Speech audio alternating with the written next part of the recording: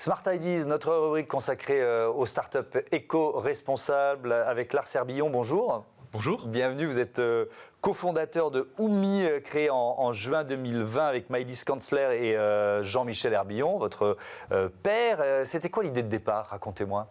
Alors, l'idée de départ, c'était de proposer une nouvelle solution constructive, de repenser la façon de construire un habitat plus petit, plus sobre, d'y associer moins de ressources et puis de montrer qu'on peut construire un habitat qui soit déplaçable, donc qui n'ait pas forcément vocation à être installé de façon pérenne et définitive sur un lieu, mais qui puisse être utilisé, on appelle ça aujourd'hui de l'habitat transitoire, qui puisse être installé pendant quelques années sur un terrain, puis déplacé, sans pour autant parler d'un mobil-home ou d'une construction précaire. On est vraiment sur de l'habitat ossature bois, on est sur quelque chose de très durable dans la façon de construire, mais qui peut être flexible dans son usage. Alors on voit quelques photos en illustration pendant que vous nous parlez. Il faut les décrire, quelle superficie, quel choix vous avez fait en fait. Alors aujourd'hui, nous on se concentre uniquement sur les petits espaces, donc on fait des petites maisons, des petites constructions de 15 à 50 mètres carrés. Donc on ne va pas au-delà de 50 mètres carrés pour montrer qu'on peut vivre bien et confortablement dans un espace qui est réduit, repensé, complètement réaménagé, avec des grandes ouvertures vers l'extérieur. L'idée, c'est de maximiser le ressenti d'espace sans pour autant avoir plus de surface. 50 mètres carrés, on y vit à combien dans ces maisons de 50 mètres carrés? Alors, c'est sûr que ce n'est pas forcément adapté pour des familles, surtout des familles nombreuses. L'idée, c'est de proposer alors, en plus, 50 mètres carrés, c'est le maximum de ce qu'on propose. On peut aller bien en dessous de 50 mètres carrés. On commence à 15 mètres carrés avec l'idée d'une tiny house. La tiny house, c'est une solution qui est aujourd'hui de plus en plus utilisée un peu partout en France et dans le monde. Moi-même, j'ai construit ma tiny house dans laquelle j'ai habité pendant plusieurs années avant de me lancer dans ce projet entrepreneurial. Et donc, ça m'a permis d'acquérir l'expérience et le savoir-vivre pour imaginer la suite de l'aventure et de proposer plus largement ces habitations. On s'adresse à l'usage qu'on peut faire de ces modules, c'est pour loger des étudiants, des personnes, des jeunes actifs, des seniors par exemple, qui peuvent bénéficier d'une petite surface de 30, 40, 50 mètres carrés de plein pied, ou pour toute forme d'habitat temporaire, de relogement temporaire. Petite famille, on peut habiter à 3, 4, voire 5 personnes, tout dépend si c'est de façon pérenne ou plus transitoire. Avec, j'imagine, une ingéniosité, on va parler des matériaux, on va parler de l'autonomie de ces maisons, mais une ingéniosité dans l'aménagement de l'espace quand même. Ça doit être passionnant à penser. Tout à fait. Alors déjà, on a pensé le concept comme étant très modulaire. On peut moduler les surfaces de façon très, très standardisée. En même temps, tout reste très personnalisable. L'ossature des maisons, enfin, tout est conçu en ossature bois et en matériaux biosourcés. Et puis, bien évidemment, le mobilier, l'agencement intérieur est entièrement sur mesure pour, encore une fois, venir optimiser chaque mètre carré, chaque centimètre carré d'espace.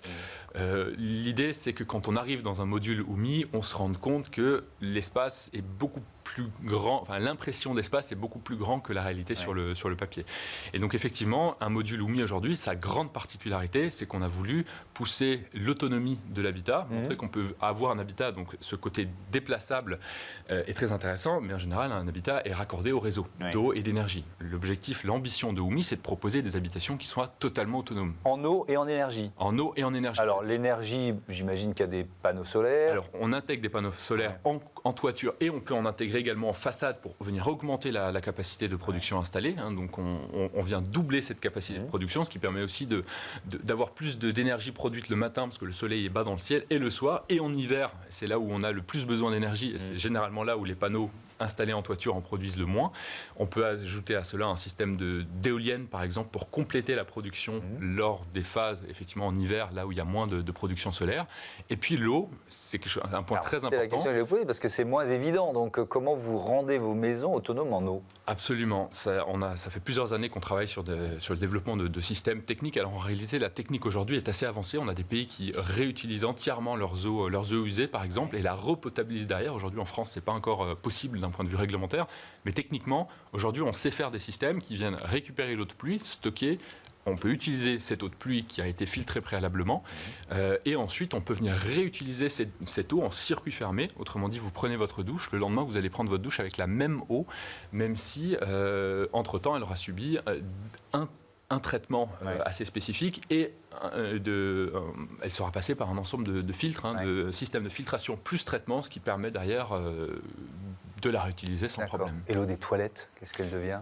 Alors, Pour les toilettes, c'est beaucoup plus compliqué. Si on veut être autonome sur la partie toilette, ce qui est aussi l'objectif, on va partir sur des toilettes sèches ou autonomes. D'accord. Il y a plein de systèmes de toilettes autonomes.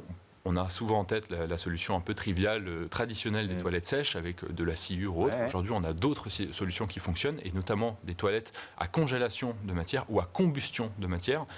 Ce qui veut dire que vous allez aux toilettes, la matière est congelée entièrement et vous jetez ça dans un sac poubelle biodégradable, ou alors elle est entièrement incinérée et vous en retirez des cendres que vous pouvez jeter dans le jardin, au compost ou à la poubelle sans problème. Ouais, juin 2020, donc vous allez fêter vos 5 ans d'existence. Vous en avez tout du développement de Oumi aujourd'hui? Alors on a concentré nos premières années de développement justement sur la recherche du développement pour optimiser notamment toutes les solutions d'autonomie qu'on propose, avancer sur le côté modulaire. On a testé plein de choses, on a fait de l'ossature métallique, de l'ossature bois. Aujourd'hui, on est arrêté sur une solution essentiellement faite de matériaux biosourcés. Donc on a une isolation en laine de bois, on a une ossature bois, on a des revêtements intérieurs et extérieurs qui sont en bois, on a des menuiseries, des grandes baies vitrées autour de chaque module qui rendent encore une fois l'impression d'espace plus importante. Aujourd'hui, on a lancé un atelier de production dans l'Est de la France, en Alsace, après avoir travaillé avec certains partenaires pendant quelques années au démarrage de l'aventure.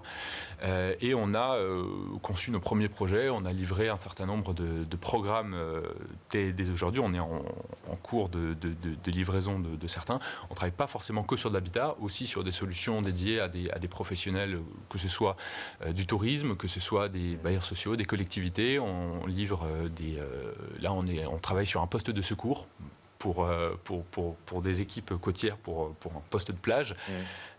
Donc c'est assez varié, c'est ce qu'on comprend. Merci beaucoup. Tout à fait. Lars Herbillon, pardon de nous interrompre. Bon vent à Oumi. Voilà, c'est la fin de ce numéro de Smart Impact. Merci à toutes et à tous de votre fidélité.